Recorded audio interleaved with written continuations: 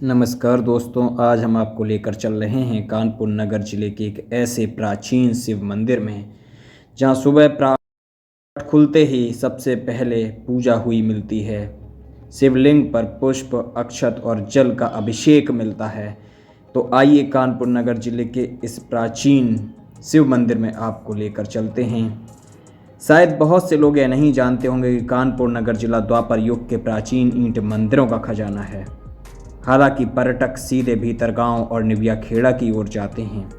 वहां कई अन्य ईंट मंदिर हैं जो सदियों से छिपे हुए हैं और हाल ही में पुरातत्वविदों और इतिहासकारों का ध्यान आकर्षित किया हुआ है एक प्राचीन शिव मंदिर ने, जिसका नाम है करचुलीपुर महादेव मंदिर। यह मंदिर प्राचीन ईंटों से बना है। भारतीय पुरातत्व सर्वेक्षण विभाग ने इसकी कार्बन डेटिंग के आधार पर इस मंदिर को महाभारत काल का बताया है।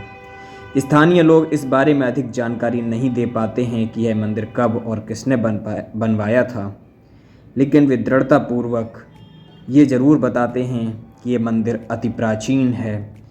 जहाँ एक चरवाहा अपनी गाय को चराने के लिए आता था, तो अक्सर वो गाय एक पौधे पर, करौली के पौधे पर दूध देती थी। उसने सोचा कि इसमें क्या है, खोद कर देखा जाए। उसने खोदा तो एक प्राचीन शिवलिंग उसे मिला, जो मंदिर के रूप में आज आपके सामने है। ये मंदिर ASI भारतीय पुरातत्व सर्वेक्षण विभाग के अधीन है, जिसका बोर्ड भी मंदिर के बाहर लगा हुआ है। और एक प्राचीन बोर्ड लगा है जिस पर लिखा है ईंटों का प्राचीन मंदिर Karchulipur, ancient bricks temple of Kanpur. आइए मंदिर के अंदर प्रवेश करते हैं। चलिए, हम लोग पहुंच चुके हैं मंदिर में और देखिए ये करचुलीपुर कानपुर नगर में उत्तर प्रदेश में पड़ता है और ये ASI के अधीन है, भारतीय पुरातत्व सर्वेक्षण विभाग के अधीन है। शंकर जी का, महादेव का ये प्राचीन मंदिर।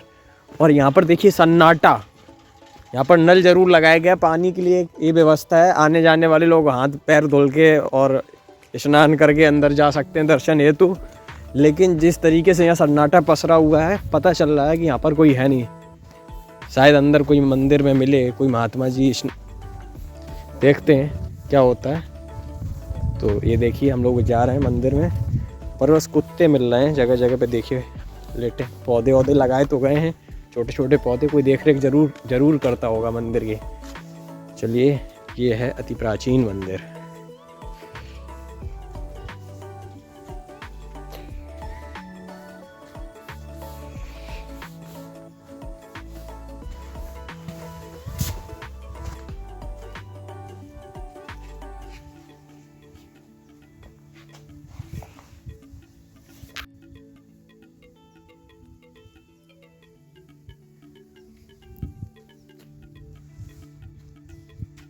अंदर जाकर देखा तो मंदिर की खूबसूरती देखते ही बनती थी। चारों तरफ हरे भरे खेत और सन्नाटा, एकदम शांति प्रिय स्थान। मन कर रहा था कि यहाँ से जाए नहीं, घंटों यहीं बिता दें। मंदिर की दीवारें बहुत ही प्राचीन थीं, जिस पर बेलपत्र के निशान और छोटी छोटी देवी देवताओं की मूर्तियाँ अंकित थीं। यकीनन ये मंदिर गुप्त काल की तरफ इशारा कर रहा था, लेकिन कार्बन डेटिंग के आधार पर ये द्वापर युग का बताया गया। मंदिर के बाहर भारतीय पुरातत्व सर्वेक्षण विभाग ने पेड़ पौधे भी लगवाए हैं, पानी की व्यवस्था भी की है। और अब बारी थी महादेव के दर्शन करने की, उस शिवलिंग की जिस पर आकर कोई अदृश्य शक्ति आज भी सबसे पहले पूजा करके चली जाती है।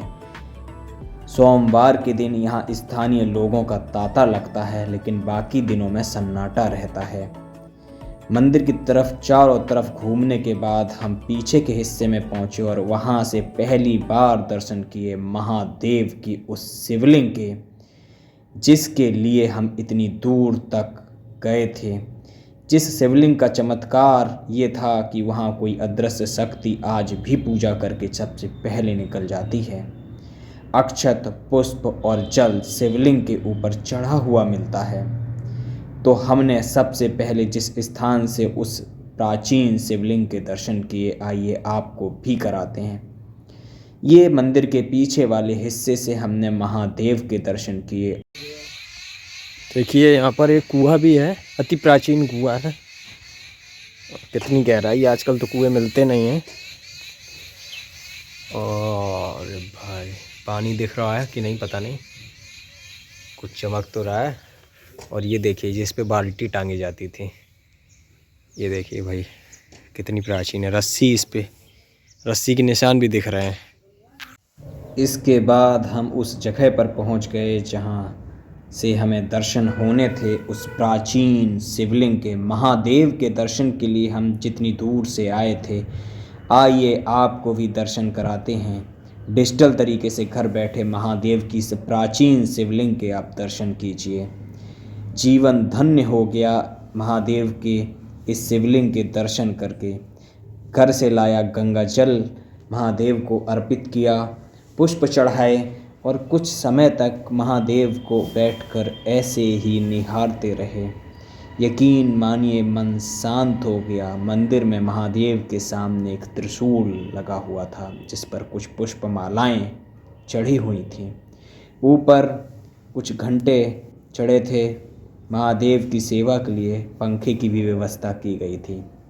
लेकिन अंदर देखकर ऐसा लग रहा था कि यहाँ मानो जैसे कभी कभी कोई आता है। कुछ सामान, कुछ पूजा की सामग्रियाँ वहाँ बने आरों में रखी हुई थीं।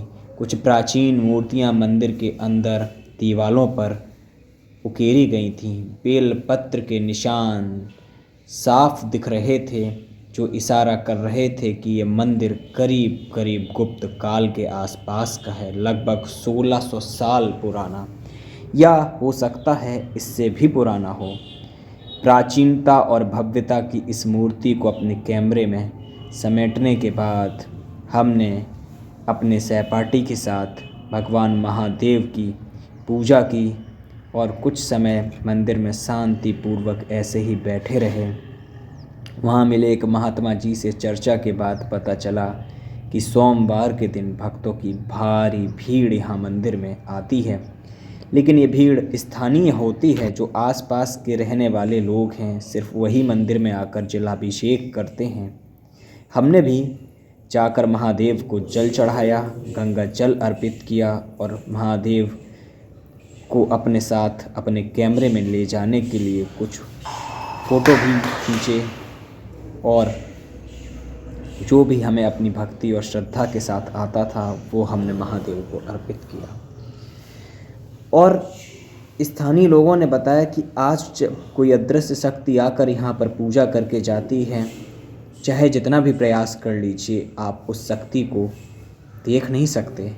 उस शक्ति के पहले आप पूजा नहीं कर सकते। वो अदृश्य शक्ति द्वापर युग के अश्वत्थामा की कही जाती है कि अश्वत्थामा आज भी अदृश्य रूप में आकर मंदिर में पूजा करके चले जाते हैं। अगर कोई इस मंदिर में जाना चाहता है तो घाटमपुर तहसील के अंतर्गत ये मंदिर कुड़नी दरबार के रास्ते होता हुआ भीतर गांव के आसपास वाले क्षेत्र में पड़ता है। शहर से लगभग 30-40 किलोमीटर दूर है। बहुत ही शांति प्रिय इलाका है। आप महादेव के अगर सच्चे भक्त हैं तो एक बार अपने परिवार के साथ महादेव के दर्शन करने ज़रूर आइए। आपको शांति और सुख का एहसास होगा। अगर वीडियो आपको अच्छा लगा है तो शेयर कीजिए, चैनल को सब्सक्राइब कीजिए और कमेंट में लिखिए महादेव महादेव महादेव। तो दोस्तों आपने देखा हम लोग मंदिर में थे और ये वही मंदिर है प्राचीन जिसको अभी आपने देखा। कैसा लगा आपको कमेंट बॉक्स में कमेंट ज़रूर करिए और नीचे महादेव महादेव महादेव लिखिए कमेंट बॉक्स में।